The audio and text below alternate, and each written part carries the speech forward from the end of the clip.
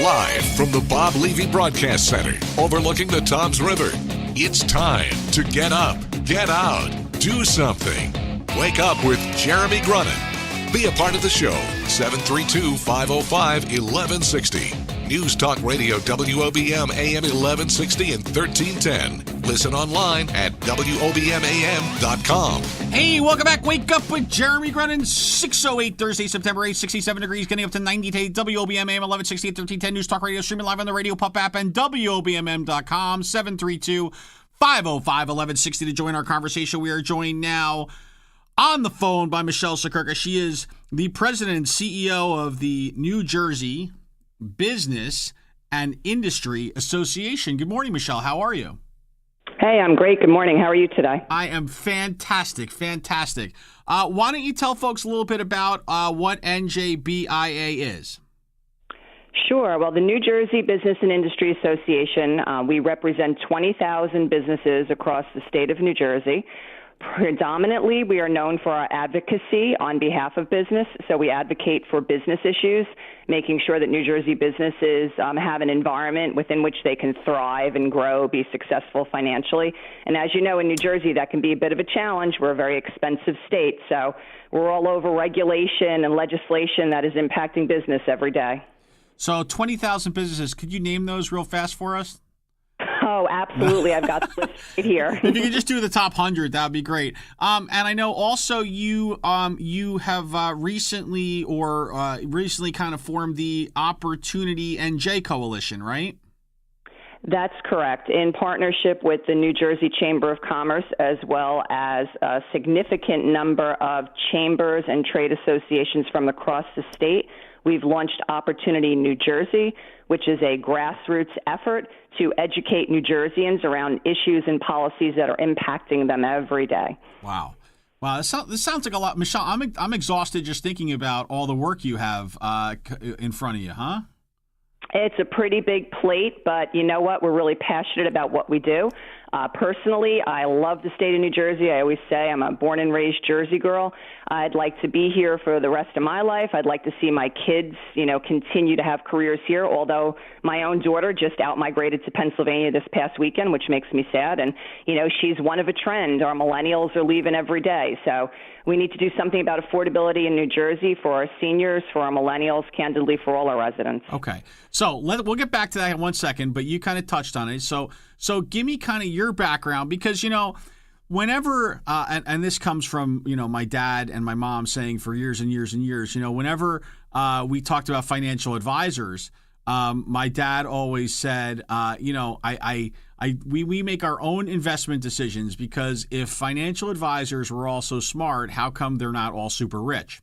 So My question for you, Michelle, is what makes you the expert on New Jersey business? What is your background? Where did you come from? How did you kind of get where you are? Yeah, I have a pretty interesting background. I'm an attorney by trade, so I was in private practice for about 12 and a half years. And then, as I like to say, I sold out to corporate America, and I became the vice president for human resources at AAA. And I was there for just shy of 5 years when I came back and ran the Regional Chamber of Commerce in Central New Jersey as the president and CEO. And then I went into the Christie administration, and I was the deputy commissioner for the Department of Environmental Protection from 2010 till I came to BIA just shy of 2 years ago. Wow. Okay. So we're going to avoid all Chris Christie conversation. We're going to move right along. So talk to me about some of the hurdles that you really see. You talked about, let's start with millennials, right? So you talked about your daughter just left for greener pastures, I guess, in Pennsylvania, or probably just a really good job offer. So what do you see as the biggest obstacles for our millennials today? Why are we losing them? Why are we losing them out of state? Well, it's cost of living in the state of New Jersey. If you think about, New Jersey is the fourth most expensive state for housing. So renters pay more than 35% of their income on rent. Owners pay 30% of their income on their housing. Healthcare costs have increased 36% between 2007 and 2012. Taxes equate to 24% of someone's personal budget. So that's, income tax is about 14% for individuals and about 12% for a family. These costs have gone up over time. So, monthly housing cost is an average of $1,500. Think about that for someone who's, in their early 20s to early 30s. Wow. Yeah. Okay. So how do we stop this? What do we do? I know that we were just rated. I know I saw somewhere that in terms of small business or business friendliness, we were somewhere. I think we were 49th in the country. Not so good. So what do we do? Like what could we do to kind of, what is NJBIA, what is Opportunity NJ working on? What are you guys working on to kind of flip the script on that scenario? Yeah, well, we have to look at the things that are creating our inability to be competitive with our surrounding states. And a lot of that comes back to tax reform. And it's all different types of taxes. So, we're an extreme outlier in some of our taxes. And you're right. Any ranking that you look at, usually New Jersey is either number 1 is most expensive or number 50 is most expensive. Right. And always by a lot. It's not even just by a little. We tend to be a significant outlier. We did a study at NJBIA, and we learned that we have a net, outflow of money from the state of New Jersey, over $3 billion. It's just, this is wealth that leaves every time a person leaves. So what do we need to do? We need to look at the type of taxes that are making New Jersey not as affordable as our surrounding states are. That's our property taxes. That's our income taxes. That is our estate and inheritance tax, which is a significant driver of outmigration in the state of New Jersey. Corporate business tax. These are examples of things that drive up the cost of living. Sales tax. In all of these areas, we are pretty much at the bottom of the rankings. Right. Well, the good news is it looks like we're minutes away at some point from a 23-cent gas tax increase. So that'll be great. So that should definitely help. That should solidify our place either first or 50th, depending on how you look at the table, right? So, there's an inevitability of tax hike. It's an inevitability. And what we need to do when we're faced with inevitability is mitigate against that. And so what we've tried to do is make sure that we get tax fairness for this hit that we're going to take. What we've advocated for in exchange for that is relief of the estate tax, total elimination. That will make us competitive with Pennsylvania and New York and other states where our residents leave here to move to, as well as raising the pension threshold for retirees. Think about this. People retire from their work, and in New Jersey, they are taxed at over $15,000 in their retirement money. Right. So you go right across the border to Pennsylvania, you don't have that. And so as you see, you always see people, they retire, they leave the state. And you know what? That's when they have the most affluence that they've had. Think about that spending power that walks out of the state. So when we correct things like that, raising the threshold on pension retirement and what we tax on that and getting rid of estate tax, that causes people to say, I'll stay in New Jersey. And when they stay here, they spend here. And that's really important. Right. Well, so that's a good point. So we're up against the break. So when we come back, I'd like you to weigh in on two things.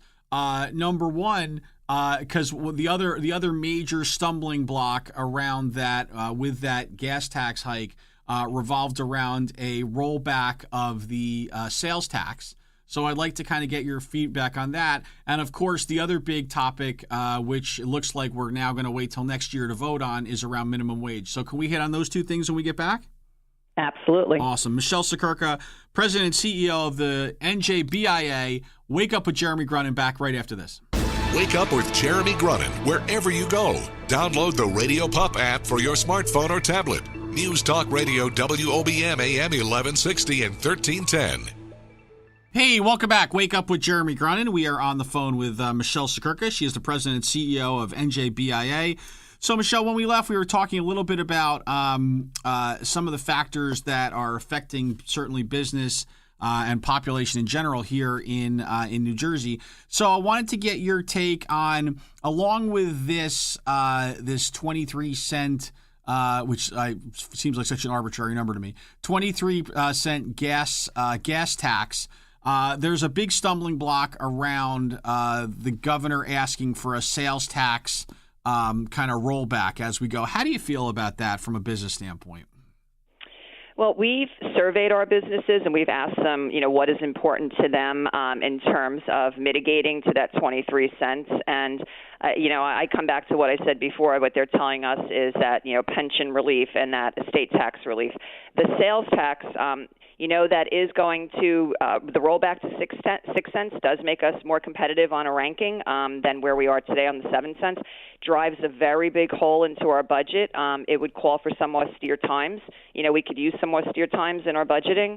So there is a concern about the cost to that full penny coming out, and then what else we won't get if we get that full penny out. So, I think in the end that there's still some room for compromise between the parties. Our fingers are crossed that we're going to get some answer to the Transportation Trust Fund shortly. We've got a lot of workers who are out of work right now. That's not good for the state of New Jersey.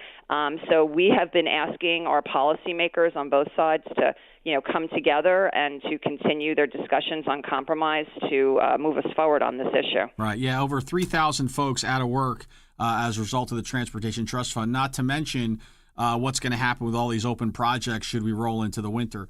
Talk to me for a second about minimum wage. There's certainly the headline looks great when you talk about, well, everybody should make more money. That seems like a no-brainer, right? Just pay everybody more. Why not? Well, economically, it doesn't make sense.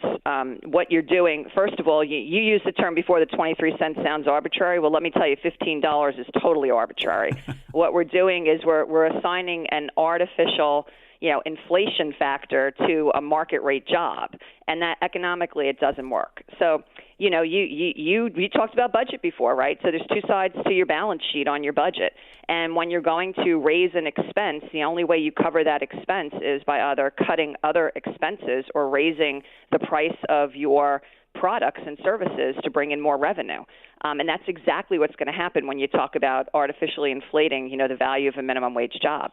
What we suggest in exchange for that, or rather, is we should be focused on building skills for today's workers.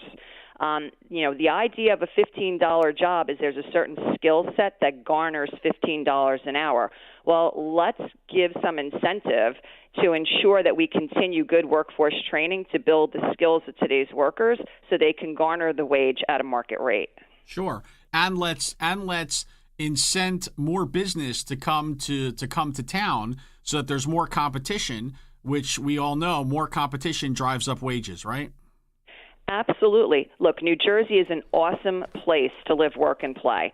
Every day we attract business to New Jersey despite the challenges we have. Why do we attract business here? We have a highly talented workforce. It's location, location, location. I mean, New Jersey has so much to offer. I always I'm very bullish on New Jersey. I tell people all the time that, we are a magnet to attract business. However, when we continue policies that threaten our ability to be competitive, and $15 minimum wage is a perfect example.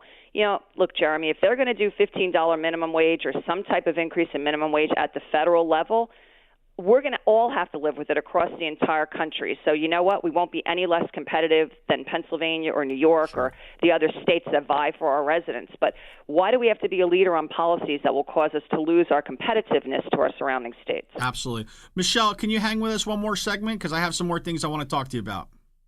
It'd be my pleasure. All right, Thank cool. you. So we want to talk about, I would like to kind of get your take on what this year's presidential race you think means to business.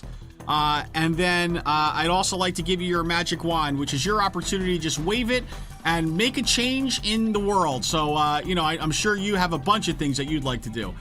Michelle Siekerka, President and CEO, New Jersey Business Industry Association. Wake Up with Jeremy Grunin, back after this.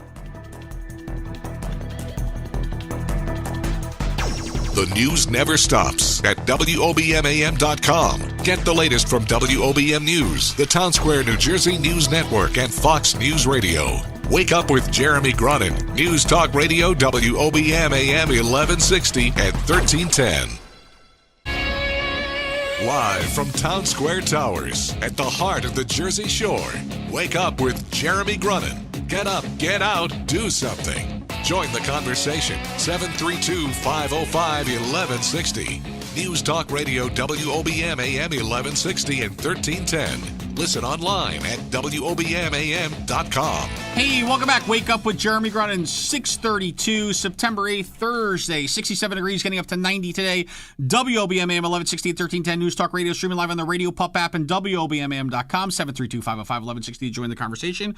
We are joined by Michelle Siekerka. We are talking New Jersey business because she is the president and CEO of the New Jersey Business and Industry Association. So when we left, I was kind of asking, do you think, and I'm not asking for you to weigh in with an endorsement, but do you think that our current presidential race will have any impact on kind of business in general and New Jersey specifically?